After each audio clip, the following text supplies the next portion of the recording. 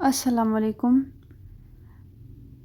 یوصیکم اللہ فی اولادکم للذکر مثل حظ الانثیین، کہ تم کو اللہ تعالیٰ وصیت کرتا ہے تمہاری اولاد کے بارے میں، ایک مرد کے لیے دو عورتوں جتنا حصہ ہے۔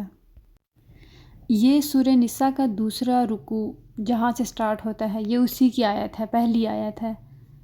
تو اس میں اللہ تعالیٰ فرماتے ہیں کہ ایک بیٹے کو جتنا حصہ ملے گا اتنا حصہ دو بیٹیوں کو ملے گا، یعنی اگر ایک بیٹے کو 2 لاکھ مل رہا ہے تو بیٹی کو 1 لاکھ ملے گا، بیٹے کو اگر 10 لاکھ مل رہا ہے تو بیٹی کو 5 لاکھ ملے گا۔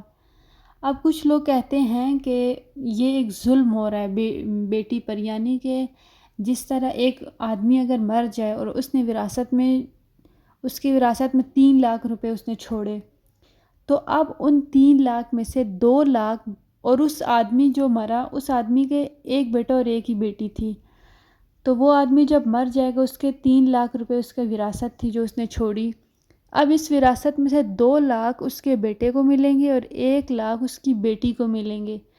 اب ظاہر ہے عقل جو انسان کی، اللہ تعالیٰ کے جو احکام ہوتے ہیں وہ بہت ڈیپ ہوتے ہیں، عام انسان کی عقل اس بات کو سمجھنے سے قاصر ہوتی ہے۔ اب کچھ کم عقل لوگ ہوتے ہیں، وہ کہتے ہیں کہ یار، یا آپ انگریزوں کو لے لیں، وہ کہتے ہیں کہ اسلام نے بیٹی پر ظلم کیا ہے، عورت پر ظلم کیا ہے، عورت کو آدھی وراثت دی ہے، بیٹے کو ڈبل دی ہے، عورت کو 1 حصہ، بیٹے کو 2 حصے دیے ہیں۔ تو آج میں آپ کو بتاؤں گی کہ ایسا حکم اللہ نے کیوں دیا ہے، اس کے پیچھے کیا وجہ ہے، کس وجہ سے، کس بات کی بیس پر اللہ تعالیٰ نے بیٹی کو 1 حصہ کم دیا ہے اور بیٹے کو 2 حصے اور بیٹی کا 1 حصہ ہے، ایسا کیوں ہے یہ میں آپ کو بتاتی ہوں۔ اب جیسے میں نے آپ کو ایک مثال دی کہ ایک آدمی مر گیا، اس کی 3 لاکھ وراثت تھی، 2 لاکھ اس کے بیٹے کو مل گئے، 1 لاکھ اس بیٹی کو مل گئے۔ اب آپ دیکھیں، اگر وہ جو اس کا بیٹا تھا، جب کل کو اس کی شادی ہوگی، ٹھیک ہے، تو ولیمے کا خرچہ کس پر ہوگا؟ اسی بیٹے پر ہوگا۔ شادی کا جتنا خرچہ ہے، ولیمے کا، اس کے علاوہ اور بھی جتنے شرعی خرچے ہیں وہ سارے بیٹے پر ہوں گے، بیٹی پر کچھ بھی نہیں ہے، نہ جس لڑکی کی اس کے ساتھ شادی اور اس لڑکی پر کوئی ذمہ داری نہیں ہے، وہ ذمہ داری بھی اس لڑکی کے باپ پر ہوگی جو کہ خود ایک مرد ہے۔ تو اب آپ دیکھیں کہ ولیمے کا جتنا خرچہ ہے وہ سارا اس مرد کے ذمے ہے۔ اچھا، جب شادی ہوگی تو شادی کے بعد مہر بھی مرد کے ذمے ہے، اور مرد نے عورت کو، اپنی بیوی کو مہر دینا ہے۔ اچھا، اس کے علاوہ کھانا پینا، یہ سارا کچھ مرد کے ذمے ہے، عورت کے ذمے اسلام نے کوئی ذمہ داری نہیں لگائی۔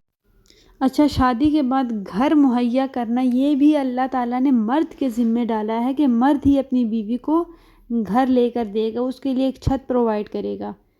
جتنے بھی فقہا ہیں وہ یہی کہتے ہیں کہ اگر عورت کروڑ روپے کی بھی مالک ہو، کروڑوں روپے کی مالک ہو، تب بھی اس کے سارے خرچے اس کے شوہر کے ذمے ہیں، بے شک اس کا شوہر بالکل فقیر بھی ہو، تب بھی اس کے خرچے سارے اسلام نے مرد پر ڈالے ہیں، عورت پر نہیں ہیں۔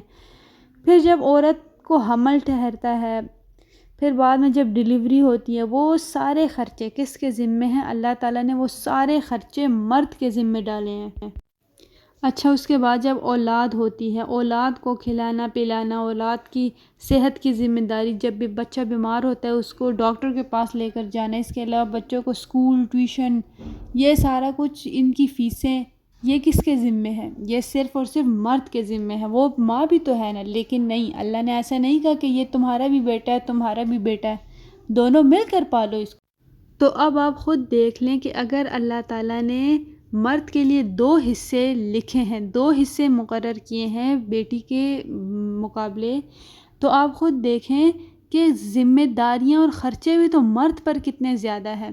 اب آپ ان سارے خرچوں میں دیکھ لیں کہ اس آدمی کو جو 2 لاکھ ملے ہوں گے وہ تو کب کے ختم ہو چکے ہوں گے، اس سے زیادہ ڈبل ٹرپل اس کے خرچے ہوں گے۔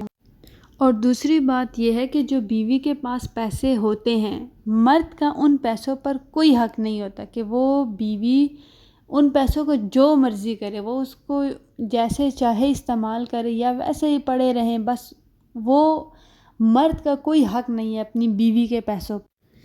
اور اب آپ دیکھیں ان سب کے بعد، ان سب چیزوں کے بعد اللہ تعالیٰ بیوی کو کس چیز کا حکم دیتے ہیں کہ بس اپنے شوہر کی فرما برداری کرو، اپنے شوہر کی فرما بردار بن جاؤ۔ یہ کوئی اتنا بڑا کام نہیں ہے جو اللہ ہم سے مانگ رہے ہیں، بس چھوٹا سا کام ہے۔ بیویوں سے کہہ رہے ہیں کہ اپنے شوہر کی فرما بردار بن جاؤ، کہ جو شوہر تم پر اتنے خرچے کر رہے ہیں، تمہاری ساری ذمہ داریاں اللہ تعالیٰ نے آپ کے شوہر کو دی ہے، تو بس آپ کا کیا کام بنتا ہے کہ صرف اپنے شوہر کی فرما بردار بن جاؤ۔ بس اتنا چھوٹا سا کام اللہ تعالیٰ کہہ رہے ہیں کہ اپنے شوہر کی فرما بردار بن جاؤ، تاکہ یہ آپ کا جو رشتہ ہے میاں بیوی کا، یہ رشتہ مضبوط بن جائے۔ انگریز اس بات پر جو اعتراض کرتے ہیں نا، اب دیکھیں انگریزوں میں جو ہے میاں بیوی کا برابر حصہ ہے، مطلب بیٹی اور بیٹے کا وراثت میں برابر حصہ ہے، ان میں ایسا نہیں ہے جیسے اسلام میں۔ لیکن پھر اب یہ بھی دیکھیں، جب ان کی شادی ہوتی ہے، اگر انہوں نے کہیں جانا ہو تو وہ جو شوہر ہے اس کا، وہ اپنی بیوی کا ٹکٹ بھی نہیں لیتا۔ کیوں؟ کیونکہ وہ کہتا ہے اپنے خرچے پر، وہ بیوی سے کہتا ہے خود کماؤ۔